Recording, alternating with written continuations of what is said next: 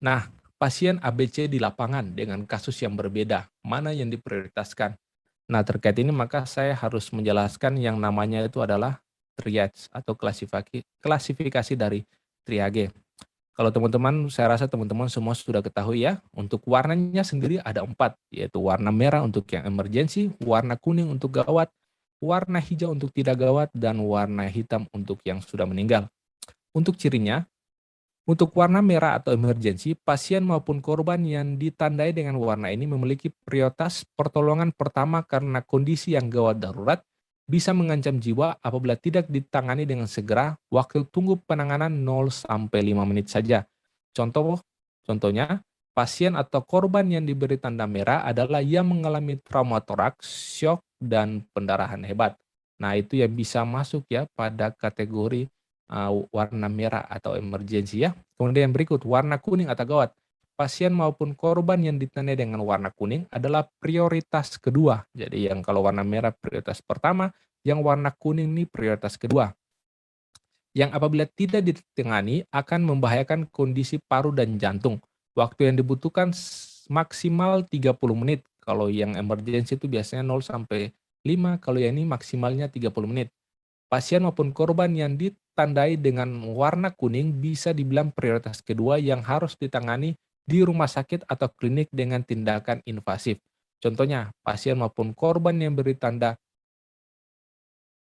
tanda kuning, maaf ini kuning ya, adalah yang mengalami fraktur. Ada referensi lain juga untuk yang warna kuning ini kalau tidak ditangani dia bisa mengalami kecacatan itu ya, untuk yang warna kuning ini.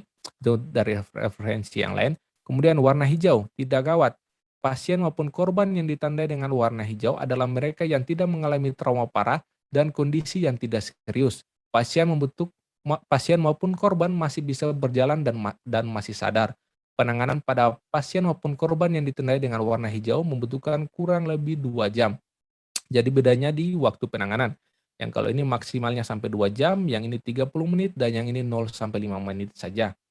Kemudian, contoh pasien maupun korban yang ditandai dengan warna hijau adalah yang mengalami batuk flu ya. Itu adalah contoh yang paling jelas. Kemudian untuk warna yang keempat, untuk triage yang keempat, yaitu adalah warna hitam yang artinya dia sudah meninggal dan tidak perlu diberikan pertolongan apa-apa. Jadi ini ya teman-teman harus bisa memahami materi daripada trias ini agar teman-teman bisa memudahkan prioritas pasien yang pertama apa, yang kedua apa, yang ketiga apa, dan yang keempat apa. Kalau teman-teman tidak salah di materi yang BTCLS, di situ saya sudah bagikan juga ya terkait dengan klasifikasi ini. Teman-teman nanti bisa baca saja lagi, lebih jelasnya itu ada di sana. Nah, tetapi ada yang ingin saya tambahkan bagi teman-teman.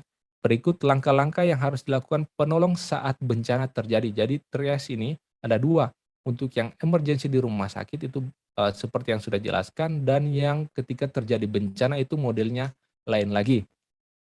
Untuk yang pertama yaitu penolong pertama melakukan penilaian cepat tanpa menggunakan alat atau melakukan tindakan medis. Kemudian, panggil penderita yang dapat berjalan dan kumpulkan di area pengumpul. Jadi untuk yang penderita-penderita yang bisa berjalan pada kondisi, bencana itu dipanggil saja kemudian dikumpul di satu tempat. Kemudian nilai penderita yang tidak dapat berjalan mulai dari posisi terdekat dengan penolong. Jadi kalau yang kita bisa jangkau itu kita nilai dulu nanti baru semakin jauh lagi. Inti penilaian triage medis adalah triage dalam bencana memiliki 4 warna hitam. Penderita sudah tidak dapat ditolong lagi meninggal untuk yang warna hitam, maaf, memiliki 4 warna sama ya, yaitu yang warna hitam yaitu penderita yang sudah ditolong lagi atau meninggal. Merah, penderita yang mengalami kondisi kritis sehingga memerlukan penanganan yang lebih kompleks. Kemudian kuning, kondisi penderita tidak kritis, dan hijau, penanganan penderita yang memiliki kemungkinan hidup lebih besar. Penderita tidak memiliki cedera serius sehingga dapat dibebaskan dari TKP agar tidak menambah korban yang lebih banyak. Penderita yang memiliki hidup lebih banyak harus diselamatkan lebih dahulu. Nah, jadi berbeda ya untuk klasifikasi triage yang kita gunakan di rumah sakit dengan ketika yang digunakan di bencana. Kalau yang di rumah sakit kita fokus pada yang warna merah, tapi kalau saat bencana kita fokus pada yang warna hijau. Karena untuk yang ketika di rumah sakit, kita fokus yang warna merah, sedangkan kalau bencana ini kita fokus untuk mencari korban yang mencari, orang-orang atau korban yang memiliki tingkat survival untuk hidup itu lebih tinggi, yang kita perlu selamatkan. Jadi berbeda ya, mungkin teman-teman bisa paham sekarang ya, untuk klasifikasi triage yang digunakan di rumah sakit dan ketika terjadi bencana. Semoga teman-teman bisa paham maksud saya ya. Kita lanjut lagi. Untuk normal TTV, baik anak dan dewasa, ya teman-teman bisa lihat saja dan teman-teman bisa hafal ya. Untuk nadinya berapa, mulai dari usia 1 tahun, kemudian usia 1 sampai 10 tahun, usia 11 sampai 17, nanti teman-teman bisa hafalkan saja. Karena ini kalau tidak salah nanti berhubungan juga dengan yang materi EWS ya, teman-teman harus paham juga terkait dengan suhu normal, nadi, kemudian pernapasan dari setiap rentang umur, baik anak-anak, dewasa, remaja, maupun yang lansia. Kita lanjut lagi ya, nanti teman-teman bisa baca saja. Nanti saya kirim materinya juga ya. Kita lanjut untuk yang vitamin yang bagian teman-teman yang nurse. Nah, di sini saya langsung saja ya. Yang daripada yang beredar itu yang paling banyak itu terkait dengan jenis-jenis metode dalam promosi kesehatan. Jadi ada beberapa soal yang katanya 300 orang nih dia harus pakai yang mana, yang ini dia pakai yang mana. Jadi nanti kita bahas ya.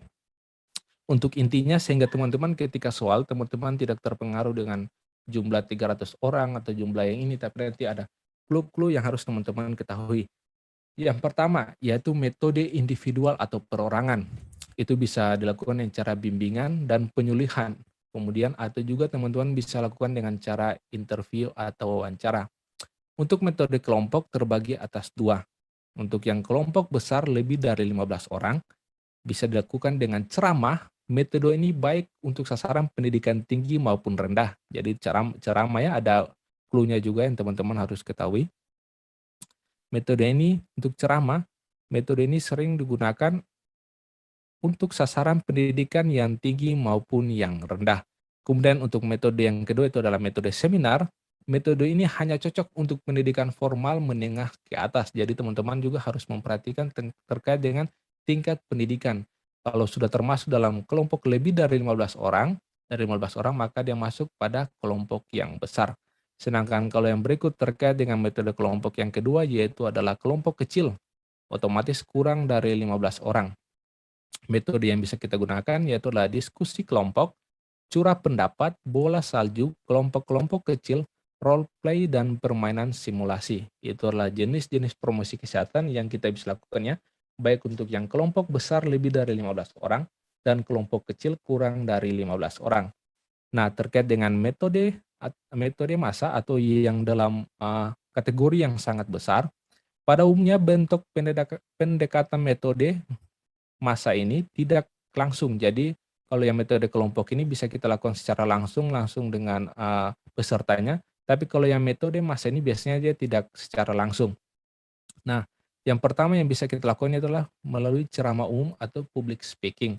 Kemudian pidato-pidato atau diskusi tentang kesehatan melalui media elektronik. Makanya dibilang dia ini tidak bisa secara langsung, tapi dia menggunakan media. Kemudian ada simulasi atau dialog, kemudian tulisan-tulisan di majalah atau koran, billboard yang dipasang di pinggir jalan, spanduk, poster, dan sebagainya. Jadi ini adalah jenis-jenis metode dalam promosi kesehatan yang teman-teman bisa ketahui. Nanti materi terkait ini lebih jelasnya lagi nanti saya lampirkan juga di link di deskripsi pada saat saya upload di video. Teman-teman yang tertarik menjadi ASN melalui jalur P3K, sambil menunggu waktu ujiannya, teman-teman bisa join ke program Bimbel Beta Nurse tahun 2023. Untuk paket materi dari program Bimbel ini berdasarkan pengalaman ujian P3K di tahun sebelumnya. Dan buat teman-teman yang sudah join ke program Bimbel di Beta Nurse akan mendapatkan fasilitas dan keuntungan. Dan apa aja yang menjadi fasilitas dan keuntungan buat teman-teman yang sudah daftar? Yaitu yang pertama, teman-teman memiliki hak akses ke Google Drive Beta Nurse untuk mendapatkan pertama, modul rangkuman materi P3K yang terbaru. Yang kedua, modul ASCAP yang sering keluar saat ujian. Yang ketiga, modul FR dari pengalaman ujian P3K tahun sebelumnya. Yang keempat, modul update materi yang disesuaikan dengan FR ujian tahun sebelumnya. Dan yang kelima, modul latihan soal, kunci jawaban, serta pembahasannya. Dan yang keenam, kumpulan soal dan kunci jawaban yang merangkum dari kompetensi manajerial, sosial kultural, dan wawancara. Dan yang ketujuh, teman-teman bisa mengakses semua link kelas Zoom sebelumnya beserta materinya. Dan teman-teman juga difasilitasi dengan join grup WA khusus anggota Bimbel P3K tahun 2023.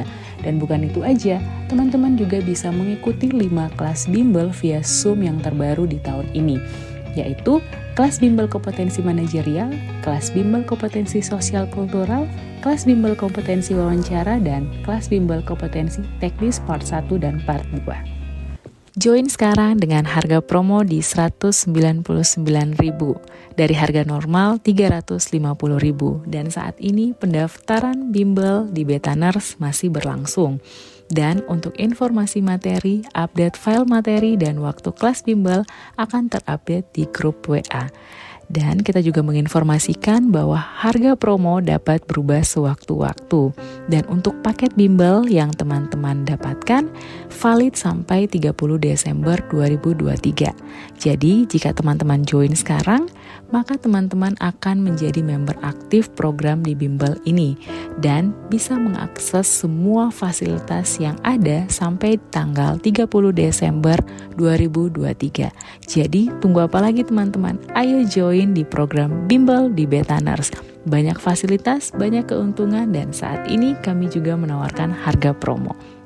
Dan untuk pendaftaran teman-teman bisa langsung klik link di kolom deskripsi di bawah, nanti akan muncul tampilan seperti ini. Dan klik kontak admin untuk mendaftar.